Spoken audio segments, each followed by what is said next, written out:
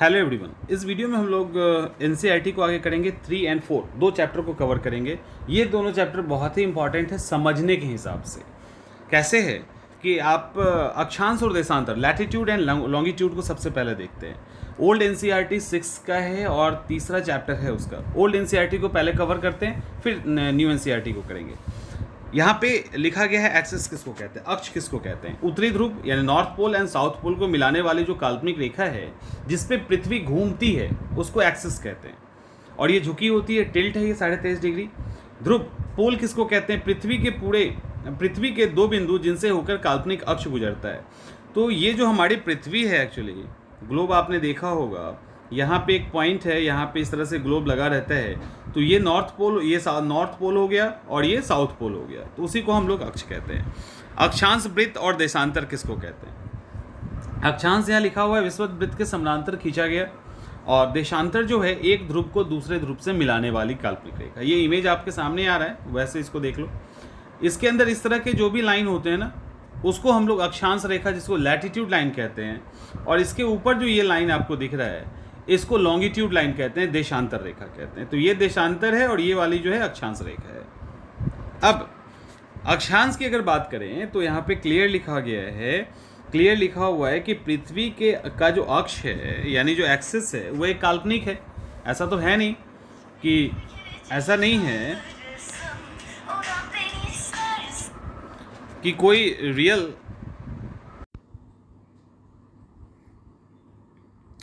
तो चलिए अक्षांश की बात करते हैं, हम लोग लैटिट्यूड लाइन की बात करते हैं।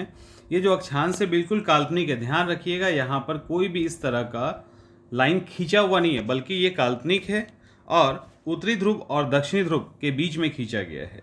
विषुवत वृत्त दोनों ध्रुवों के बीच में होता है, इसीलिए ये पृथ्वी को दो भाग में, यानी ये जो 0 डिग्री है ना, ये दो भाग में डिवाइड करती है। इसके उत्तर वाले हिस्से को नॉर्दर्न हेमिस्फीयर यानी उत्तरी गोलार्ध, और दक्षिणी वाले हिस्से को दक्षिणी गोलार्ध कहते हैं। यहाँ पर ध्यान रखना, जो एनसीईआरटी के अंदर है उसी को मैं सिर्फ एक्सप्लेन कर रहा हूँ। और यहाँ पे एक चीज़ और दिया गया है कि इसी विषुवत वृत्त से हम एक एंगल पे उत्तरी और दक्षिणी दूरी पर कोणीय दूरी की माप करते हैं, उसको अक्षांश कहा जाता है। और विषुवत वृत्त के दोनों ओर ध्रुवों की तरफ अंशों में इसको बांटा जाता है, अंश में बांटा जाता है। इसमें एक अंश बराबर 60 भाग यानी 60 मिनट होता है, और 1 मिनट को भी 60 सेकेंड के अंदर डिवाइड किया जाता है। तो इसमें हम इसको डिवाइड करते हैं, बांटते हैं। जो 0 डिग्री है उसके उत्तर की तरफ, नॉर्थ की तरफ नॉर्दर्न हेमिस्फीयर उत्तरी अक्षांश, और नीचे की तरफ को दक्षिणी अक्षांश कहते हैं। तो ये इंपॉर्टेंट है। अब यहाँ पे कुछ और 0 डिग्री के अलावा भी कुछ और अक्षांश होता है, लाइक कर्क रेखा, ट्रॉपिक ऑफ कैंसर किसको कहते हैं। जो 23.5 डिग्री कर्क रेखा से 23.5 डिग्री उत्तर की तरफ जो होता है उसको कर्क रेखा कहते हैं। और हमारे देश के बीचों बीच यानी पूरब से पश्चिम की तरफ क्रॉस करती है। सवाल का जवाब दे दीजिए अगर यहाँ तक वीडियो देखा है आपने, कितने स्टेट को क्रॉस करती है और कितने स्टेट को क्रॉस करती है। और पूरब से पश्चिम में तो ठीक है, डायरेक्शन तो दिया ही हुआ है। तो पूरब से पश्चिम की तरफ कितने स्टेट को क्रॉस करती है ये आप हमको बता दो। तो ये कर्क रेखा है, ठीक है, कर्क रेखा है। इधर मकर रेखा ठीक उसी तरह से दक्षिणी गोलार्ध के अंदर साउदर्न हेमिस्फीयर के अंदर जो 23.5 डिग्री है उसको ट्रॉपिक ऑफ कैप्रिकॉन कहते हैं, मकर रेखा कहते हैं। 2 हो गया। इसके बाद आर्कटिक और अंटार्कटिक वृत्त होता है। एक आर्कटिक मतलब विषुवत रेखा से ऊपर 66.5 डिग्री, 66 डिग्री की दूरी पर जो होता है लाइन, उसको हम लोग क्या कहते हैं, आर्कटिक। किधर, उत्तर में, ठीक है, नॉर्दर्न हेमिस्फीयर के अंदर उत्तर में जो होता है उसको आर्कटिक, और यही सेम डिग्री पे जो दक्षिण की तरफ होती है उसको अंटार्कटिक वृत्त कहते हैं। तो ये हो गया। इसी के साथ साथ जो पृथ्वी है उसको अलग अलग टेम्परेट जोन में बांटा गया है, अलग अलग टेम्परेचर जोन के अंदर बांटा गया है, ताप कटिबंध में बांटा गया है। कर्क और मकर रेखा, यहाँ पे ध्यान रखना, कर्क और मकर रेखा के बीच जो सूरज होती है साल में कम से कम एक बार सिर के ऊपर जरूर रहता है, यानी 12 बजे वाली स्थिति में जरूर रहता है।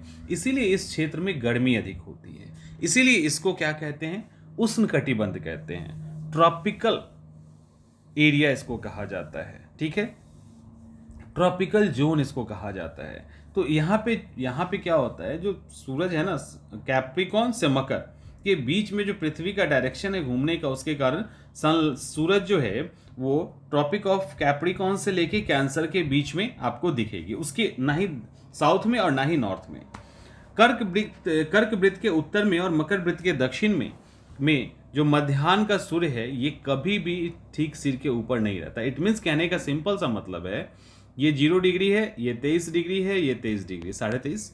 अब इसके नॉर्थ में सूरज कभी नहीं जाएगा, इसके साउथ में कभी नहीं जाएगा, इसी के बीच में सूरज हमेशा मूव करते रहती है। और ध्रुवों की ओर सूरज की किरणों का कोण घटता जाता है, इसीलिए उत्तरी गोलार्ध में कर्कवृत्त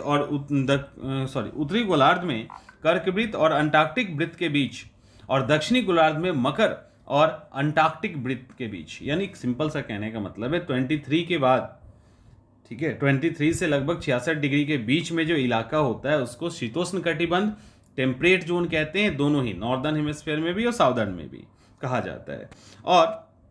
और उत्तरी गोलार्ध के आर्कटिक वृत्त और उत्तरी ध्रुव और दक्षिणी गोलार्ध का जो आर्कटिक वृत्त होता है, यानी 66.5 से लेकर 90 के बीच जो दोनों गोलार्ध होता है, उसमें नॉर्दर्न हेमिस्फीयर को नॉर्थ पोल और साउदर्न हेमिस्फीयर को जो है साउदर्न पोल कहा जाता है। इसके बीच में ठंडी हवा होती है, इसीलिए इसको शीत कटिबंध कहते हैं।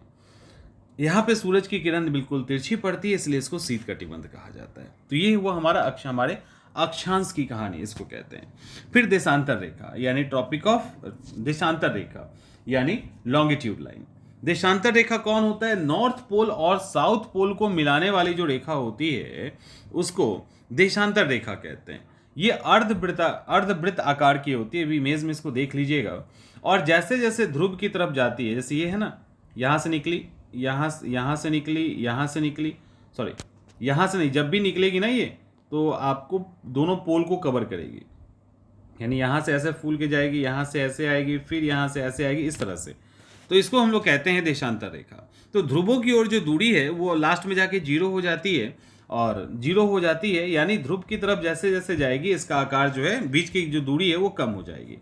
और हर देशांतर रेखा जो है धरती को पूरा आधे आधे में बांटता है बराबर में। ये अक्षांश वृत्त के विपरीत देशांतर रेखाओं की जो लंबाई होती है वो सबकी बराबर होती है, सबकी बराबर होती है। जब सबकी बराबर होती है ना, तो देशांतर रेखा तय करने में दिक्कत हो रहा था। तो सभी देशों ने क्या किया, मिलकर ग्रीनिच वेधशाला, यहाँ ग्रीनविच लिखा है, वेधशाला जो वहाँ से जो लाइन क्रॉस कर रही थी उसको 0 डिग्री मान लिया, और उसी को हम GST कहते हैं, ग्लोबल स्टैंडर्ड टाइम कहते हैं। प्रधान मध्याह्न रेखा हिंदी में कहा जाता है। और इसी दोनों रेखा अब इस 0 डिग्री के इधर 180 है और इधर 180 है, ठीक है। इन दोनों, ये जो दोनों 180 है, ये एक्चुअली 2 रेखा नहीं है बल्कि एक रेखा है। 2 रेखा नहीं है बल्कि एक ही रेखा है, ये यहाँ पे लिखा हुआ है, ठीक है। जब आप इसको, एक्चुअली होता क्या है ना कि ग्लोब में देखेंगे तो आपको एक ही रेखा दिखेगी। ग्लोब को बिल्कुल पृथ्वी के जैसा बनाया गया है, लेकिन जैसे ही आप क्या करोगे, इस ग्लोब को फ्लैट कर दोगे अपने पढ़ने के लिए, तो आपको 2 180 डिग्री लाइन दिखेगी, जो एक्चुअली है नहीं, बस सुविधा के लिए हम लोग करते हैं। देशांतर और समय कैसे मापा जाता है? समय को सबसे अच्छा मेजर करने का साधन पता है? पृथ्वी है, चंद्रमा है, ग्रह है, उसका डायरेक्शन है, और उस सबसे बेहतर जो है वो है सूरज, क्योंकि नियमित रूप से राइज एंड सनसेट होता है, नियमित रूप से उगता है और डूबता है। तो सबसे अच्छा नेचुरल समय मापक यही होता है। इसीलिए जयपुर है या दिल्ली है, अलग अलग जगह जो जंतर मंतर बनाया गया है, उस जंतर मंतर में एक्चुअली सूरज का ही मेजरमेंट होता है, लेकिन वहाँ चांद के लिए भी किए गए कि चांद के थ्रू भी हम टाइम देखेंगे। और आपको पता होना चाहिए कि जयपुर का खास करके जो जंतर मंतर है वो इतना सटीक है कि इंटरनेशनल लेवल पे जो इस तरह के टाइम को लेकर और ग्रह नक्षत्र का जो कैलकुलेशन करते हैं, इवन साइंटिस्ट से लेके बड़े बड़े ज्योतिष, वो भी स्पेशल परमिशन लेके रात में आते हैं और वहाँ चांद रात में जो है ग्रहों को देखते हैं और उसको एनालिसिस करते हैं, क्योंकि कुछ कुछ दिन पे उनकी रीडिंग खराब होते रहती है, तो उसको फिर आके फिट ठीक करने का काम है उसी सबसे करते हैं। तो सबसे नेचुरल तरीका यही है। और स्थानीय समय की जो गणना है वो सूरज की छाया से होती है। सिर के ऊपर 12 बज गया ना, तो सबसे कम छाया होगा, उस समय सबसे छाया छोटी होगी, और सूर्योदय और सूर्यास्त के समय सबसे लंबी होती है। तो जो भी मेन टाइम होता है, जैसे इंडियन स्टैंडर्ड टाइम, ठीक है, तो इस तरह से कोई भी ग्लोबल स्टैंडर्ड टाइम ये कैसे तय होता है? इस टाइम में क्या होता है कि जो सूरज जो है वो आकाश में सबसे ऊंचाई पर होगा, यानी हमारे सिर के ठीक ऊपर में होता है। और एक चीज ध्यान रखिएगा, जिस देशांतर पे सूरज जैसा रहेगा उस देशांतर पे टाइम वही रहेगा, टाइम नहीं बदलेगा वहां का, ठीक है, समय एक ही रहेगा, वो नॉर्दर्न हेमिस्फीयर हो या साउदर्न हो। पृथ्वी पश्चिम से पूरब की ओर घूमती है, तो ग्रीनिच एक्चुअली इसको लिखा हुआ है एनसीईआरटी के अंदर। तो ग्रीनिच में पूरब के स्थान जो है टाइम से आगे होंगे और पश्चिम का स्थान उस 0 डिग्री से पीछे होगा। जैसे ये है ना, अब यहाँ पे ये 0 डिग्री है, तो इधर ईस्ट है और इधर क्या है, वेस्ट है। तो पूरब की तरफ अगर 1-1 डिग्री आप बढ़ रहे हो तो आपका टाइम प्लस में जाएगा, और यहाँ जाएंगे तो टाइम माइनस में जाएगा। यानी कोई यहाँ पे 15 डिग्री पे खड़ा है, यानी 1 घंटा पीछे है।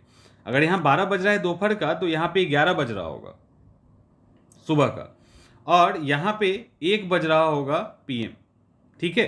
तो ये अंतर होगा। यहाँ पे अंतर क्यों होगा? अंतर इसलिए होगा कि पृथ्वी 24 घंटे में 360 डिग्री घूम जाती है। इसका मतलब है कि वो 1 घंटे में 15 डिग्री घूमती है, और 1 घंटे में 15 डिग्री घूमने का मतलब है कि 1 डिग्री घूमने में उसको 4 मिनट का समय लगता है। इसीलिए जब भी आप ईस्ट की तरफ जाएंगे तो हर डिग्री पे 4 मिनट का टाइम बढ़ जाता है, और इधर 4 मिनट का टाइम घट जाता है। इसीलिए भारत जो है, यहाँ पे लिखा हुआ है, इसलिए भारत जो है 5.5 घंटे आगे है, ठीक है, आगे है। सभी मानक समय होता है वो हर देश का अलग अलग होता है। इसके कारण लोगों को कठिनाइयां हो सकती है। इसीलिए क्या किया जाता है, हर देश के द्वारा अपना एक स्टैंडर्ड टाइम तय किया जाता है। जिसका देशांतरीय विस्तार, जिसका लैटिट्यूड एक्सटेंशन कम होता है, वो एक ही टाइम जोन रखता है। जैसे भारत कम है, 30 डिग्री के आसपास है, तो इसने 82.5 डिग्री जो इलाहाबाद के मिर्जापुर से गुजर रही है उसको ये मानक समय के रूप में मानते हैं। और कुछ ऐसे देश हैं जहाँ पे विस्तार बहुत अधिक होता है, तो वो सुविधा के लिए अभी जो मानक समय है वो ज़्यादा ले लेते हैं। जैसे रसिया टोटली 11 मानक समय है, स्टैंडर्ड टाइम है। क्योंकि होगा क्या, दिन और रात तो अपनी जगह पे है, लेकिन अगर आप जैसे रसिया है, उसका लैटिट्यूड एक्सटेंशन बहुत ज़्यादा, लॉन्गिट्यूड यानी देशांतरी विस्तार बहुत ज़्यादा है। जहाँ एक तरफ बिल्कुल रात हो रही होती है, तो दूसरी तरफ एकदम से दोपहर हो रही होती है।